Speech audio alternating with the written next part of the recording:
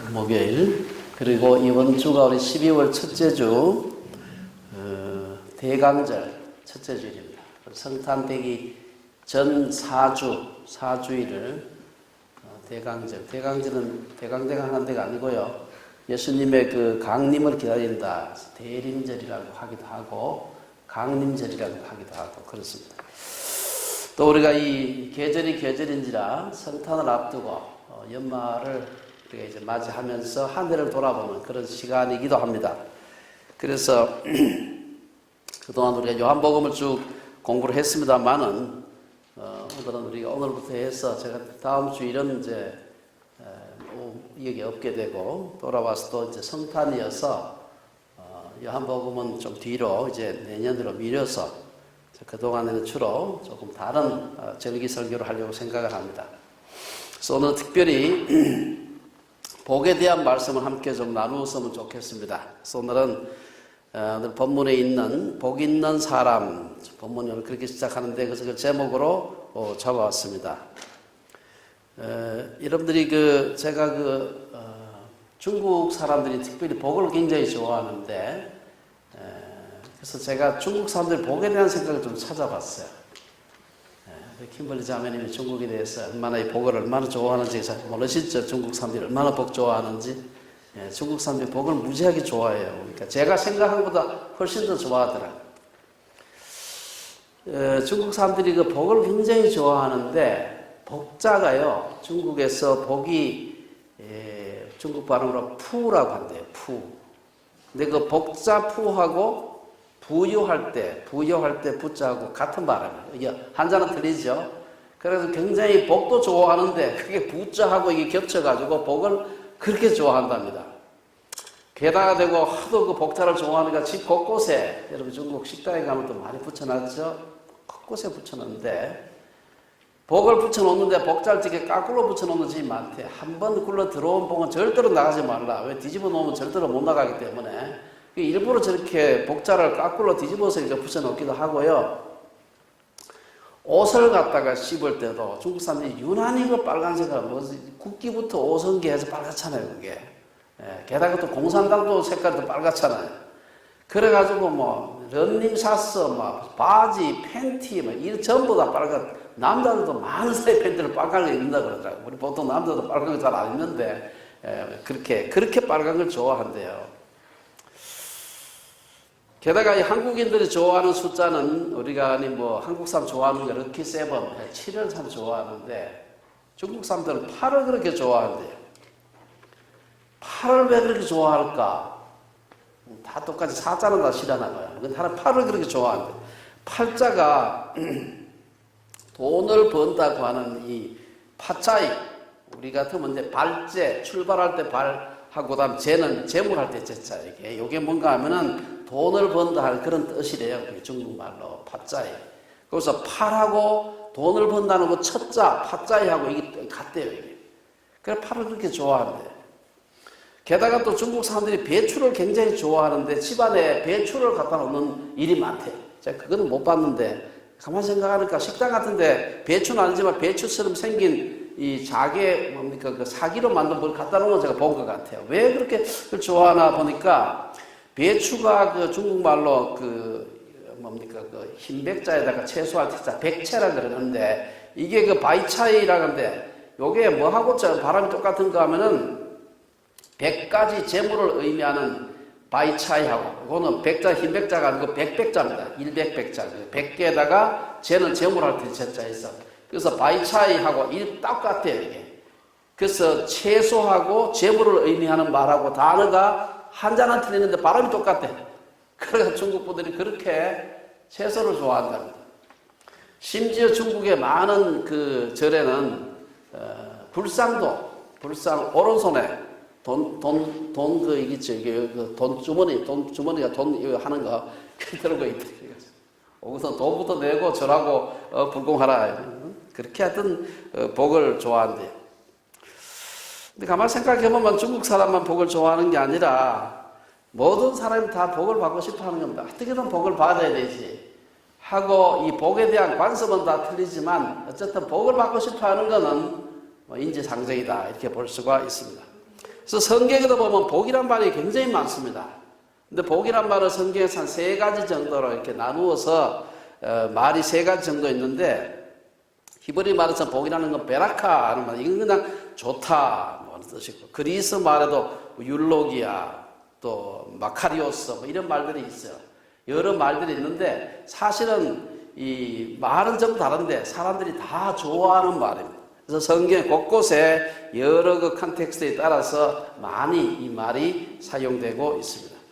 그래서 제가 복에 대한 생각을 쭉 하면서 우리 그리스도인들에 있어서 가장 그 복이라고 한다면은 제일 먼저 생각나는 것이 바로 창세기 12장에 있는 하나님께서 아브라함을 부르실 때 주셨던 그 약속의 말씀 속에 복이란 말이 들어 있습니다. 이 말씀 너무 여러분 잘 아시는 그런 말씀입니다만은 창세기 12장 1절에 보면은 여호와께서 아브라함에게 이르시되, 아직 아브라함 되기 전입니다. 너는 너의 본토 친척 아비 집을 떠나 내가 네게 지시할 땅으로 가라.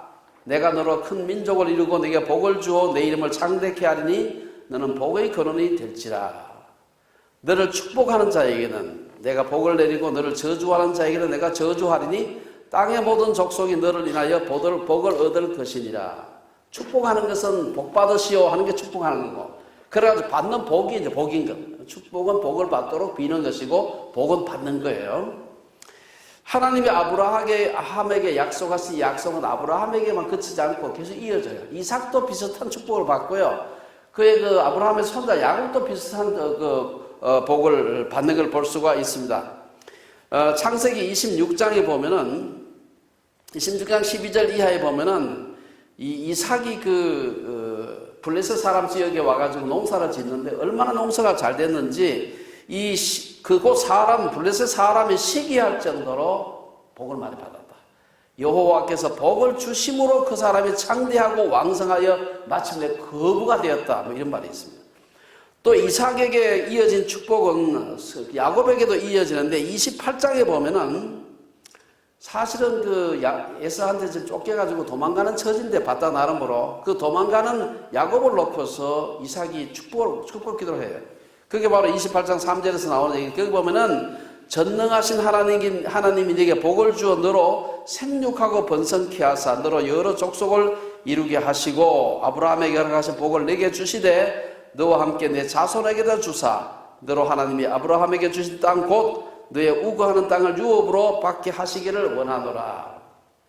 사실 아브라함과 그 후손들에게 약속하신 복을 가만히 보게 되면은 대체로 한 자손의 번성, 그 다음에 재산 증식, 그 다음에 땅을 차지하는 것, 그 다음에 큰 민족을 이루는 것, 대충 뭐 이런 걸 이렇게 요약을 할 수가 있습니다. 이런 것을 기초로 해서 오늘날 많은 사람들이 성경의 복은 이런 물질적인 복이다. 이것을 일종의 기복신앙의 근거로 삼는 분들도 꽤 있습니다. 근데 제가 오늘 함께 나누고 싶은 말씀 바로 이겁니다. 여기서 우리가 이 3사람 복을 제가 대표로 소개를 했어요. 아브라함과 이삭과 야곱에게 준 복에 반드시 앞에 있는 전제가 있습니다. 12장 1절에 아브라함에게 축복하실 때 여호와께서 아브라함에게 이르시되, 여호와께서 아브라함에게 하신 말씀입니다.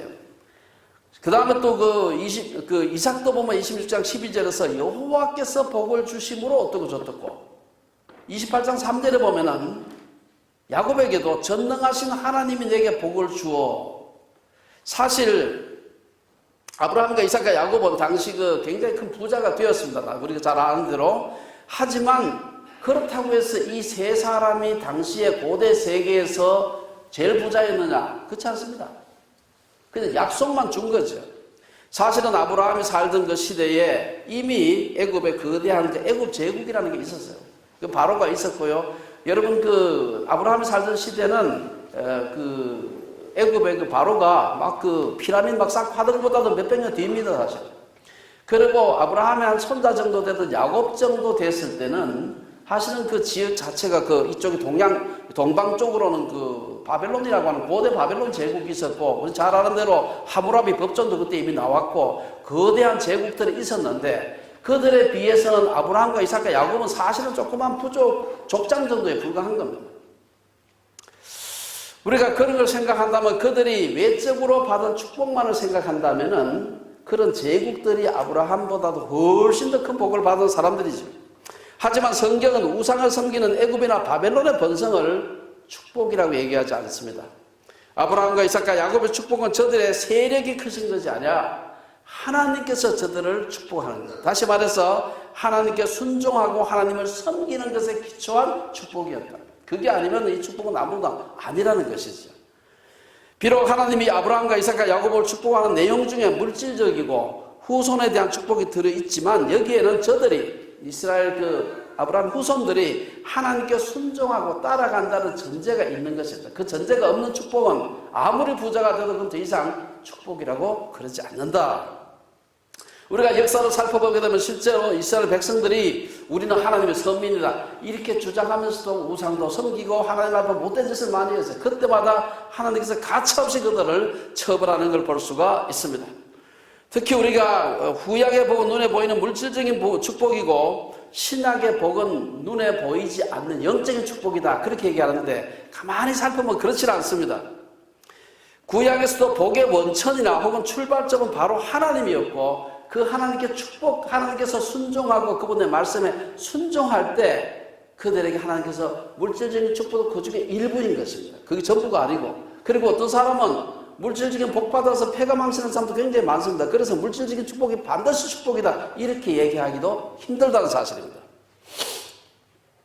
하나님께서 구약에서 아브라함을 부르실 때 약속하신 축복은 신약으로 넘어오면서 그 뜻이 굉장히 깊어지고 확장됩니다.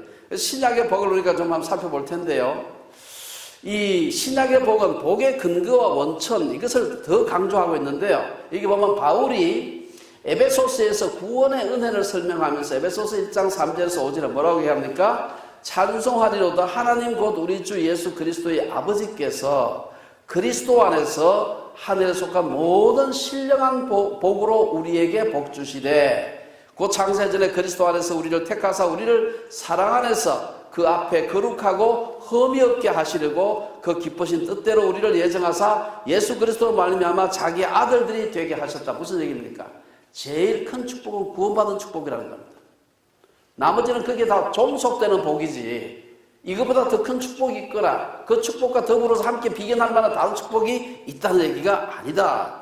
오늘 이 말씀에서 바울은 그리스도인들이 누리는 네 가지 복의 요소를 이렇게 얘기하고 첫째는 복의 근원이 하나님 곧 우리 주 예수 그리스도의 아버지라는 사실입니다. 둘째, 이 복은 그리스도 안에서 주어진 복이다. 셋째, 이 복은 하늘에 속한 복이고 마지막으로 이 복은 신령한 복이라고 얘기를 하고 있습니다. 그래서 이것은 땅의 복, 세상적인 복, 인간적인 복이 아니라는 것입니다. 그리고 이 복이 어떤 복인가? 4절에 보면은 창세전에 그리스도 안에서 우리를 택하사 우리를 사랑 안에서 그 앞에 거룩하고 흠이 없게 하시려고 그 기쁘신 뜻대로 우리를 예정하사 예수 그리스도로 말미암아 자기 아들들이 되게 하신 축복이다. 우리가 이 말을 주의해서 좀 봐야 됩니다. 이건 다 한마디로 말하면 궁극적인 복, 근원적인 복. 이것은 구원의 복이고 하늘의 복이고 영적인 복이라는 사실. 그러면 까딱하면 이제 여기서 가면 영지주의적인 복이냐 이 생각할 수가 있는데 그렇지 않습니다. 성경이 강조하고 있는 복에 우리가 본질을 잘 보는 것이 필요한데요. 여기에 대해서 신약에서 복받은 사람의 모습을 표현하는 가장 중요한 구절이 우리가 잘 아는 마태복음 5장의 팔복입니다. 여러분 팔복에 보면 제가 다 읽지는 않겠습니다만은 어떤 자가 복이 있다. 이 굉장히 중요한 그 말씀이에요. 우리가 중요하다고 말을 하지만 사실 좀 잘 주의를 기울이지 않는 경우가 많습니다. 보면은 마태복음 5장 3절에서 10절까지 8가지 각 절마다 한 가지 복이 되어 있는데 보면은 심령이 가난한 자, 애통하는 자, 온유한 자, 의에 줄이고 목마른 자, 긍휼히 여기는 자, 마음이 청결한 자, 화평하게 하는 자, 의를 위하여 박해를 받은 자. 이 사람들이 복이 있다는 거예요. 근데 어떤 사람은 또 가만 보니까 그 다 다른 거는 다 거룩하고 신령한 복인데 온유한 자가 받을 복은 조금 안 그런 것 같다라고 생각하는 분들이 있어요. 온유한 자는 복이 있나니 저희가 땅을 기업으로 받을 것이며 하니까 온유한 자는 부동산 부자가 되는 걸로 생각하는 분들이 가끔 있는데 이게 전혀 그렇지 않습니다. 여러분 그 영어가 되어 있나 모르겠는데 영어를 보게 되면은 땅을 기업으로 받을 것이며 할 때 아예 거기다 the earth라고 써놨어요. 이 원어도 우리가 헬라어도 그렇게 써놨습니다. 랜드가 아니고 earth라는 사실을 꼭 기억을 해야 됩니다. 이것은 아무리 온유해도 강남에 땅 부자는 안 된다는 사실을 우리가 꼭 기억을 해야 됩니다. 그렇다면 위에서 예수님이 말씀하신 8가지 복은 세상적인 물질적인 복과는 전혀 상관이 없는 듯이 보이는데, 그렇다면 신약과 구약의 복은 다른가? 아니면 서로 상반되는가? 우리가 이것을 살펴보기 위해서 사실은 구약의 복도 신약의 복하고 본질적으로 다르지 않다는 걸 오늘 말씀을 좀 드리고 싶어요. 오늘 그래서 우리가 함께 시편 1편에서 그 전체 다 6절까지를 읽었습니다. 구약의 복의 개념, 특별히 아브라함과 그의 후손들에게 약속하신 복은 신약에서 예수님이나 바울이 말한 복과 상치되지 않습니다. 아브라함과 그 후손들을 축복하실 때는 자손이나 물질의 풍성함을 복이라고 했지만, 이것은 어디까지나 하나님과의 바른 관계가 돼 있는 속에서 복이 되는 것이에요. 아까 말씀드린 대로 아브라함 시대에 이미 그보다 더 큰 부자가 있었습니다. 더 큰 나라도 있었고 제국도 있었고 훨씬 더 많은 그 국민을 가진 그런 나라들이 있었어요. 아브라함과 야곱과 이삭에게 그 한 약속은 아까 제가 읽을 때 앞쪽에 보면은 여호와 하나님께서 그들을 복되게 했다. 그들이 하나님을 섬기지 않는다면 그 복은 사실은 복이 아닐 수도 있는 것입니다. 하나님 없이 나라가 커지고 하나님 없이 부자가 되고 하는 것은 복이 아닐 가능성이 아주 많습니다. 우리는 돈을 벌기 위해 그렇게 애를 쓰지만 돈이 많아서 패가망신한 사람들이 굉장히 많습니다. 생각보다 많은, 제가 보니까 50%는 되는 것 같아요. 제가 퍼센트에서 안 내봤지만 돈 없어서 뭐 멀쩡하게 잘 살던 사람이 돈 많아가지고 패가망신한 사람이 생각보다 굉장히 많습니다. 뭐 그렇다고 가난한 게 복이다, 그렇게 극단적인 주장을 할 필요는 없습니다. 이걸 정확하게 간파한 사람 누구냐? 이게 바로 사도 바울입니다. 예수님도 물론 마찬가지입니다만은 디모데에게 보낸 편지에 보게 되면은 디모데에게 보낸 편지 디모데전서 6장 7절 이하에 보면 우리가 세상에 아무것도 가져온 것이 없음에 또한 아무것도 가지고 가지 못하리니 우리가 먹을 것과 입을 것이 있은즉 촉한 줄로 알 것이니라. 부하려 하는 자들은 시험과 올무와 여러 가지 어리석고 해로운 욕심에 떨어지나니 곧 사람으로 파멸과 멸망에 빠지게 하는 것이라. 돈을 사랑함이 일만하게 뿌리가 되나니 이것을 탐내는 자들은 미혹을 받아 믿음에서 떠나 많은 근심으로써 자기를 찔렀도다. 이 외에도 성경에는요, 돈에 대해서 돈 많이 벌어라 이렇게 하는 구절은 거의 없고요, 돈 벌거든 조심해라 하는 말은 굉장히 많습니다. 이 말은 그만큼 이것이 우리에게 위험할 수 있다, 혹은 돈을 버는 것은 복일 수도 있지만 복이 아닐 가능성도 그만큼 많다는 것을 강조하는 것입니다. 진정으로 복 있는 사람이 어떤 사람인지를 보여주는 중요한 근거가 바로 오늘 우리가 본문으로 읽었던 시편 1편입니다. 여러분, 이거는 신약이 아닙니다. 아시겠지만 구약이에요. 이거는 구약에서도 그 복이 마태복음 5장에 나와 있는 8복의 내용이 그대로 적혀 있습니다. 8가지로 나누어서 되어 있지 않지만 그 내용이 똑같아요. 보면은 시편 기자는 뭐라고 얘기합니까? 악인들의 꾀를 따르지 않고 죄인들에게 서지 아니하며 오만한 자들의 자리에 앉지 않는 삶이 복된 삶이다. 또한 2절에 보면 오직 여호와의 율법을 즐거워하여 그 율법을 주야로 묵상하는 삶을 복된 삶이다, 그렇게 얘기합니다. 3절에 보면 그런 복 있는 사람이 어떻게 사느냐? 시냇가에 심은 나무가 철을 따라 열매를 맺으며 그 잎사귀가 마르지 아니함 같으니 그가 하는 모든 일이 다 형통한다. 그래서 우리가 이 말씀은 자칫 물질적인 복, 후손의 복, 세상적 형통의 복만 언급된 것으로 볼 수 있지만요, 3절에서 사실은 3절에서 말한 이 복은 하나님께 순종하면서 그의 말씀대로 산다는 1절과 2절이 전제된 복입니다. 물질적으로 우리가 부유할 수 있어요. 형통할 수 있습니다. 눈으로 보기에 외적으로 그래 할 수 있어요. 그러나 그것은 우리가 1절, 2절에서 1절, 2절에서 하나님께 순종하는 그 전제가 있다는 사실입니다. 그런 의인들에게 형통의 복이 주어지는 것이다. 그렇다면 3절도 역시 영적인 복의 결과라고 할 수가 있습니다. 의인의 형통은 분명히 복 있는 삶을 사는 사람에게 주시는 하나님의 복입니다. 3절에서 형통하리다 하는 말은요, 이 말 자체, 형통이라는 말 자체가 성경에 여기저기 쓰이고 있습니다만 대표적으로 보면은 요셉이 그 애굽에 그 종으로 팔려갔을 때 보디발의 집에서 종살이 할 때 가만 보니까 도대체 요셉이 뭘 하기만 하면 일이 잘 돼. 그러니까 어떻게 되겠어요? 요셉이 하는 일이 보니까 범사에 여호와께서 그를 범사에 형통케 했다 이렇게 나왔어요. 여호와께서 범사에 그로 하여금 형통케 했다. 또 여러분 그 요셉이 또 그 감옥에 갇힌 적이 있었는데 그걸 가만 보니까 간수가 가만 보니까 요셉이 나이도 그렇게 많지도 않은데 뭐 요셉에게 다 맡겨드리면 얼마나 일이 잘 되는지 형통했다. 그래도 그 똑같은 말을 사용하고 있습니다. 시편 1편과 비교할 수 있는 또 다른 구약의 말씀은 예레미야 17장인데요. 여기 보면은 17장에 보면은 물론 여호와를 의지하며 여호와를 의뢰하는 그 사람은 복을 받을 것이다. 여기 이제 그 다음 시편 1편하고 비슷한 말이 나와요. 그는 물가에 심기운 나무가 그 뿌리를 강변에 뻗치고 더위가 올지라도 두려워하지 아니하며 그 잎이 청청하며 가무는 해에도 걱정이 없고 결실이 그치지 아니함 같으리라. 아주 비슷한 말씀입니다. 여기 보면은 8절에서 외적이고 세상적 축복의 전제가 바로 7절에서 여호와를 의지하며 여호와를 의뢰하는 것이다 이렇게 얘기하고 있습니다. 그 다음 우리가 오늘 시편 1편에서 3절까지는 복받는 사람, 복에 대해서 얘기를 하고 그 다음엔 악인에 대해서가 4절, 5절에 나와 있어요. 이게 보면은 4절 이하에서 악인들이 받는 벌 혹은 저주의 말에서도 이것이 드러나는데요. 악인들의 마음은 물론 재산을 잃어버린다 그것도 있겠지만 더 중요한 게 뭔가 하면 그 마음이 바람에 나는 겨와 같다. 여러분 겨가 뭔지 아시죠? 시골에서 그 타작하면은 안에 알곡 다 빠져나고 남은 쭉쟁이 그 겨입니다. 그냥 훅 날아가거든요. 바람에 나는 겨와 같다. 마음에 정함이 없어요. 막 이럴까 저럴까 불안하고 사람이 안정되어 있는 것이 굉장히 중요한데 그게 행복의 아주 첫 번째 조건이에요. 마음에 정함이 없다. 악인들은 하나님의 심판을 견디지 못한다. 의인들의 회중에 들지도 못한다. 6절에서 복받은 의인들의 길은 여호와께서 인정하시지만 악인들은 망한다. 망한다. 의인이라 하면 세상적 물질적 복을 받은 사람들이 아니라 하나님께 순종하는 자들이고 악인이라 하면 하나님을 거역하는 자들. 지금까지 이 내용을 좀 요약해 본다면 성경적인 바른 복은 하나님의 말씀에서 순종해서 사는 것입니다.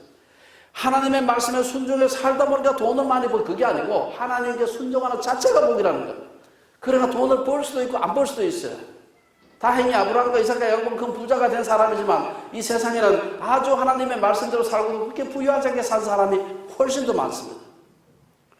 우리가 하나님 앞에 순종하는 것의 그 대가가 정말 복을 받는 이게 사는 게 순종하는 건 이건 아무것도 아니고 그 다음에 그 대가가 돈을 버는 것이고 외적인 축복을 받는 것이다. 이거는 이렇게 되면 주객이 바뀌는 겁니다. 굉장히 잘못된 우리의 축복입니다. 물론 우리가 하나님 말씀대로 하면은 잘 살게 됩니다. 일반적으로 정직하게 장사하면 장사가 잘 돼요. 여러분 요즘 그 국가의 어떤 그 경쟁력을 따질 때 국가의 경쟁력에 굉장히 중요한 건 투명성입니다. 국가가 얼마나 투명하냐 하는 것이 그 국가가 경쟁력이에요. 그 경쟁력이라는 말은 힘이 세지고 돈 잘 번다는 얘기입니다. 쉽게 말하면. 기업도 마찬가지. 옛날에 그냥 가게 자기들끼리 자기 지방 조그만 가게 할 때는 그렇지 않지만 큰 회사가 되면 투명해가지고 누가 보더라도 흠잡을 데가 없는 그런 회사 만들어요. 사실 그게 투명하다는 것이 부정한 일을 하지 않는다는 거 아니에요. 그래서 하나님 잘 말씀대로 하면 일반적으로 잘 살게 됩니다. 나라도 잘 살게 되고 개인도 잘 살게 되지만 그렇지 않는 경우도 있다는 사실. 그걸 꼭 기억을 해야 되는 것입니다. 만일 우리가 잘 살기 위해서 물질적으로 부유하게 되기 위해서 열심히 내가 교회를 다닌다. 그러면 그거는 잘못하는 겁니다. 교회 다니고 예수 믿는 자체가 복인 것 같아요.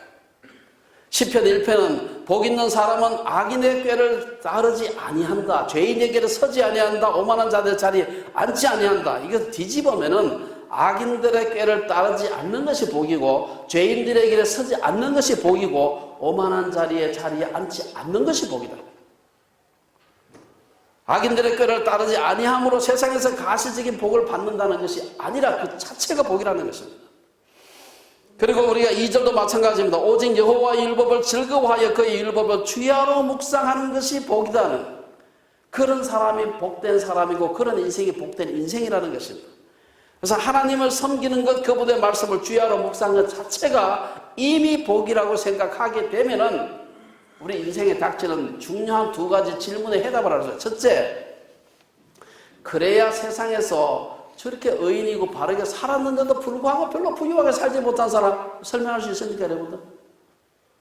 그게 궁극적인 복이라고 한다면 설명이 안 돼요. 그래 되면 우리가 하나님을 섬기는 것, 우리가 하나님께서 하나님 내가 11조 많이 하게 되면은 복 많이 주시겠지, 이래서 헌금하면 안 돼요. 헌금을 하는 자체가 복인 겁니다. 그 자체가.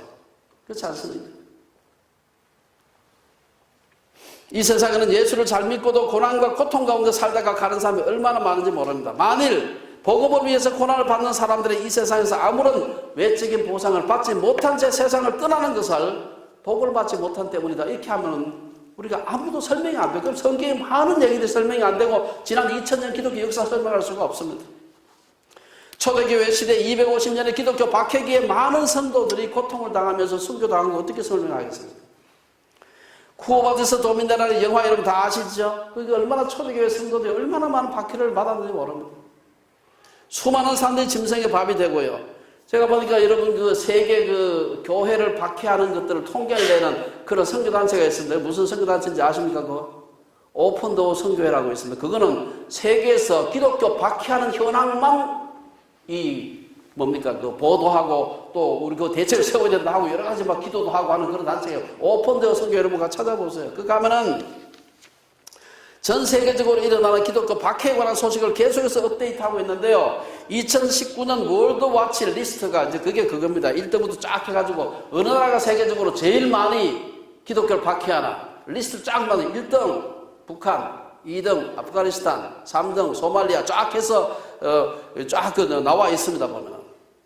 그리고 순교자가 얼마나 생겼느냐. 2018년도 순교자 2782명, 2019년 순교자 지금까지 아직 12월 끝나지도 않았는데 이미 올해 들어서 가지고는요 11월 말까지 벌써 나온 게 4136명이에요. 지금도 세계 곳곳에서 신앙으로 인해서 박해와 죽음을 당하는 사람들이 굉장히 많이 있습니다.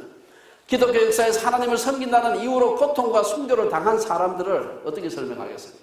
두 번째, 하나님 말씀대로 살았는데도 고통당하며 사는 사람을 설명을 할 수 있어야 되고, 두 번째는 하나님 말씀대로 안 사는데도 잘못고 떵떵거리고 사는 사람도 설명할 수 있어야 돼요. 그렇지 않습니까? 여러분, 이건 제가 드리는 그 질문이 아니고요. 이걸 누가 그렇게 궁금하게 생각했을까? 다윗 왕도 마찬가지예요.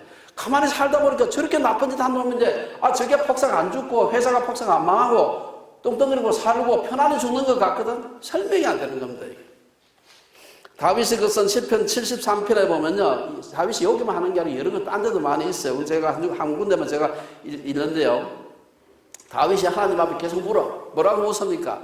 저희는, 악인을 말해요. 저희는 죽는 때도 고통이 없고, 그 힘이 건강하며 타인과 같은 고난이 없고 타인과 같은 재앙도 없나니, 그러므로 교만이 저희 목걸이요 강포가 저희의 입는 옷이며 살찜으로 저희 눈이 솟아나며 저희 소득은 마음의 소원보다 지나며, 난 요만큼 벌고 싶은데 이만큼 벌려 안 벌고 싶은데, 요런 거 여러분 좀 약이 오르지 않습니까? 여기 보면 여기 저희의, 요새는 잘 안 통하죠. 저희의 살찜으로 저희 눈이 솟아나며, 살찜으로, 요새는 살찌는 게 별로 그렇게 좀 부러워한 게 아닌데 옛날에 살찌는 게 굉장히 부러워했습니다. 예.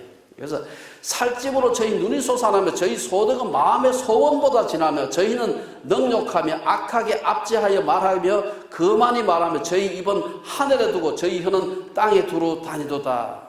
여러분, 이게 다윗이 여기 말고도 딴 데 곳곳에 악인이 이렇게 저렇게 잘 됩니까? 설명이 안 되는 거예요.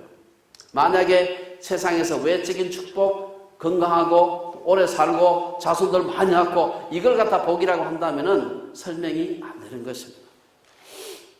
우리가 우리 주변을 살펴보게 되면은 사실은 그걸 조금만 인생을 살면서, 제가 오늘 말씀 준비하면서 사실 많은 묵상을 해봤습니다. 사면서 이 말씀이 참 맞구나 하는 생각을 했는데요. 우리 주변에서 부자라고 해서 권력자라고 해서 유명하다고 해서 꼭 복받았구나 그런 사람이 있죠, 여러분. 있습니다. 그럼 안 그런 사람도 많이 있다는 사실 꼭 기억을 해야 됩니다. 하지만 성경에서 말하는 바처럼 마태복음 5장에서 여기하고 있는 8가지, 심령이 가난한 자 쭉 8가지, 그리고 복받지 않은 사람은 없습니다. 왜? 그 자체가 복이기 때문에. 그 자체가 복이에요. 그런 사람은 시편 1편에서 말하는 악인과 죄인과 오만한 자리에 앉지 않는 자들은 예외 없이 그 자체가 복입니다. 세상의 부귀영화는 하나님의 축복의 표시일 수도 있지만 때로는 재앙의 표시일 수도 있습니다. 그 집에 돈 없었으면 그렇게 형제간에 난리치고 막 소송하고 난리 안 쳤을 때는 많이 보지 않습니까? 우리가 지금. 흥미로운 것은 여러분들 부모님들이 재산 많은 집에 불려주면 반드시 싸웁니다. 한 푼도 안 물려주면 부모님한테 고맙다고 해서 늘 와서 부모님께 인사와 자식들이 한 푼도 안 물려줬는데 학교도 지가 다 아르바이트하고 되겠는데도 불구하고 그런 집은 우애가 그렇게 좋아. 근데 많은 재산을 물려주게 되면 형제들 간에 아주 사이가 나빠집니다. 왜? 싸우기 때문에 그렇습니다. 여러분 여러 가지 많은 그 예를 들 수가 있습니다만 제가 오늘 말씀하면서 한 사람을 좀 소개하고 싶어. 부자 되고 권력 있고 힘 있는 자리에 올라가가지고 그게 얼마나 재앙이 되었는가 하는 걸 보여주는 많은 예가 성경에도 있습니다만은 대표적으로 제가 소개하고 싶은 사람이 헤롯의 집안이에요. 헤롯은 제가 지난번에 요한복음 공부하면서 좀 살펴봤습니다만은 헤롯은 예수님이 태어나시던 그 전후를 해가지고 그 헤롯 가문이 여러 사람이 있습니다. 그 가문에서 그 유대 지방을 다스리고 있었어. 분봉왕으로 다스리고 있었는데 성경에는 헤롯이라는 이름을 가지고 등장하는 왕만 4사람이 등장해요. 다른 헤롯입니다, 이게. 근데 헤롯자가 붙어가지고 나오는 사람입니다. 그게 헤롯 대왕부터 시작을 해서 그의 아들, 손자, 정손자들까지입니다.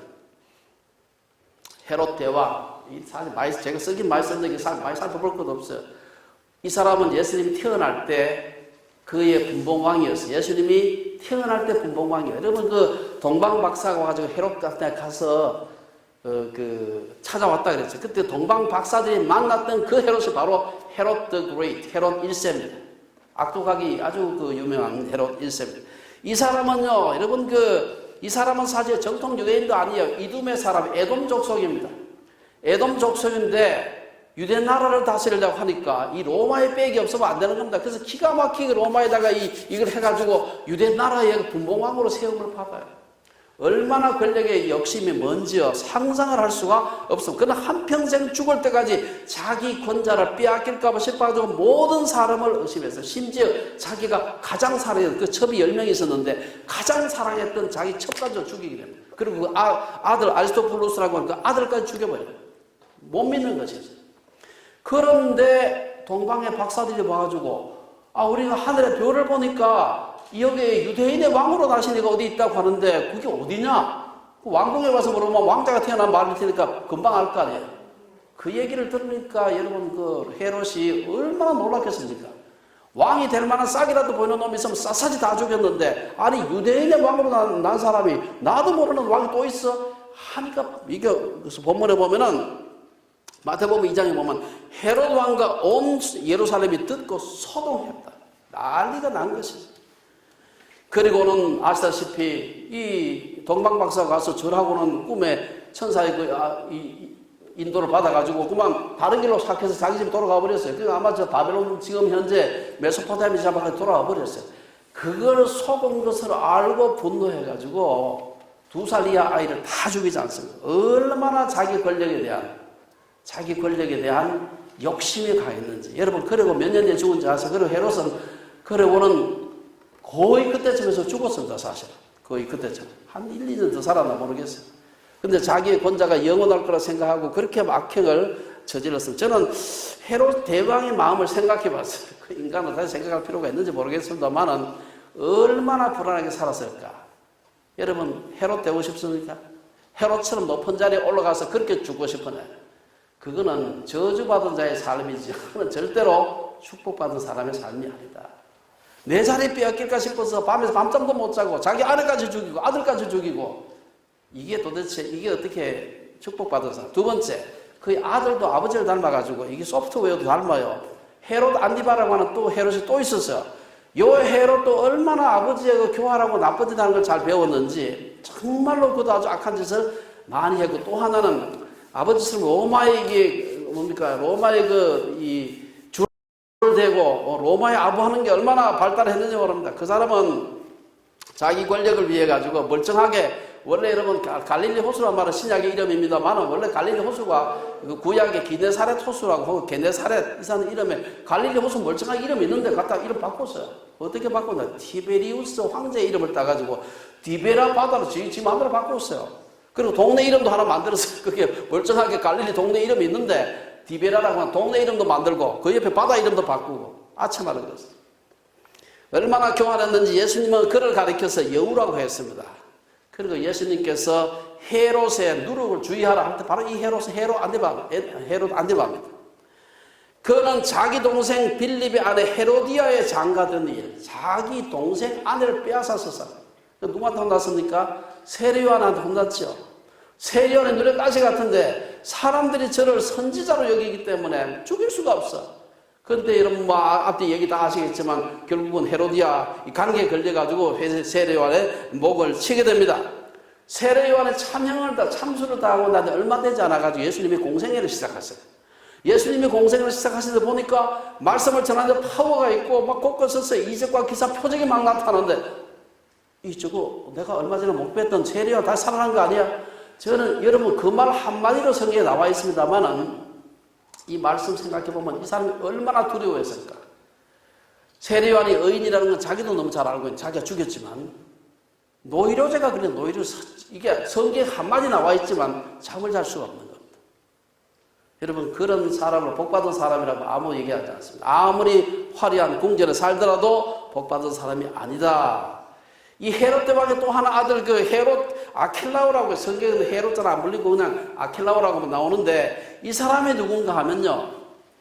예수님께서 태어나시고 난 뒤에 헤롯 1세를 피해가지고 애국으로 도망갔잖아요. 도망갔다가 나중에 천사가 나타나가지고 이제 됐다. 너를 헤아리하던 자가 이제 죽었다 하니까 돌아가라고 하는데 그래도 헤롯 아켈라오 그 헤롯 대제의 아들이죠. 안디바 말고 또 다른 아들입니다. 그가 아직도 그가 지금 그 다스리고 있다는 얘기를 듣고 이 요셉과 바리아가 겁이 나서 못 돌아가고 예루살렘으로 못 돌아가고 결국은 저 위에 그 갈릴리의 그 나사렛으로 돌아가서 거기서 크게 됩니다. 어쨌든 이 아킬라오의 폭정도 오래가지 못했습니다. 하도 그 나쁜 짓을 많이 하고 사람들을 괴롭히니까 이 동네 사람들이요. 유대와 사마리아를 다스렸는데 그 동네 사람들이 로마 황제한테 직접 갔어요. 가가지고 저 인간 도저히 우리가 살 수가 없다. 그래서 로마 황제가 갈아치워 버렸습니다. 여러분 그 성경은 뭐 별로 많은 그 기록을 얘기하고 있지 않습니다만은 하나님이 이 세상에서 그는 이미 하나님의 심판을 받았다. 그 다음에 헤롯 아그리파 1세, 2세가 이 사도행전에 나오는 사람인데 이 사람들도 보면 야고보 죽이고요. 베드로 죽이려고 감옥에 가둬놨다가 막 하나님께서 기적적으로 구해내고 2세는 또 사도 바울이 마지막 그 재판정에서 그를 재판했던 앉아있었던 사람이에요. 그 보면은 저는 제가 그 참 너무 별로 볼 일이 없는 사람은 많은 시간을 소비를 했는데 성공하지 않았다는 것이죠. 이 사람들은 복받지 않았다. 어쩌면 이 사람들이 피를 불어서 동네에서 농사 짓고 살았으면 이런 나쁜 짓을 안 하고 죽었지 않겠어요? 한평생. 반면에 복 있는 사람들이 있어요. 성경은 복 받은 사람들 얘기가 훨씬 더 많습니다. 사실은. 물론 오늘 이미 성경에 있는 인물에 대해서 대단하게 알려져 있습니다만은 사실은요. 그들은 큰 업적으로 인해서 지금처럼 세계에 알려지지 않았을지라도 그들이 하나님 앞에 순종하며 산 것이 그들의 복 있는 삶을 보여주고 있습니다. 첫 번째는 요셉입니다. 여러분 아까 요셉은 이미 얘기를 했습니다만은 요셉 얘기를 다 알기 때문에 제가 더 이상 하지 않겠는데요. 요셉이 그 꿈쟁이 형님한테 잘못했다가 괜히 그 입을 조금 너무 가벼운 입을 조심해야 되는데 그거 가서 자꾸 부모님한테만 얘기해도 괜찮은데 형제들한테 얘기하면 안 되거든요. 얘기해가지고 아시다시피 잡혀가가지고 애굽에 종살이 하지 않습니까? 그거 가지고 열심히 일했는데도 불구하고 오늘 감옥에 들어갔어. 여러분 그 고통을 당하면서 내가 이런 고통을 겪어야 애굽의 총리는 되겠지. 그렇게 하면 당한 게 아니에요. 그냥 내가 하나님 앞에서 바르게 하려고 한 겁니다. 하나님을 순종하며 그 말씀대로 사는 자체가 복이라고 하는 이유가 거기 있는 겁니다. 그리고 그가 나중에 애굽의 총리가 된 것은 그 결과가 아니에요. 하나님께서 그것이 한 부분으로서 자연스럽게 하나님께서 주신 것이지만 그게 꼭 복이다 이렇게 말할 수는 없는. 다만 감옥에서도 종살이 하면서도 그가 하나님께 순종하면서 살았던 것은 복이에요. 그건 복 있는 사람이다. 다니엘의 세 친구는 어떻습니까? 여러분 다니엘 그 세 친구에게 우리가 다니엘에서 강의하면서 다 공부를 했습니다만은 다니엘은 하나님을 섬기는 것이 사자굴에 던지는 것보다도 더 중요하고 행복한 일이라고 생각한 것입니다. 그렇게 함으로써 내가 이렇게 정말 이 사자굴에 한번 던져졌다가 사자들 입 꽉 매고 내가 정말 죽지 않고 살아나면은 정말 이 바벨론 제국이 나보다 더 높은 놈이 어디 있겠어? 이 생각하면서 던져진 게 아니에요. 그냥 이렇게 하는 것이 복된 인생이라고 생각하면서 순종한 것입니다. 그 결과는 하나님께서 좋게 해피엔딩으로 끝내긴 했습니다만은 그렇죠. 다니엘의 세 친구 마찬가지입니다. 내가 저 불 속에 던져졌다가 하나님이 나를 구하게 되면 내가 얼마나 높아질까 그 생각하고 던져진 게 아니에요. 그 자체가 그리 아니시야 하실지라도 왕이여 내가 왕이 세운 금신상에게 절하지 아니할 줄을 아옵소서 그 자체가 복이라는 것이죠. 우리가 이 사실을 꼭 기억을 해야 됩니다.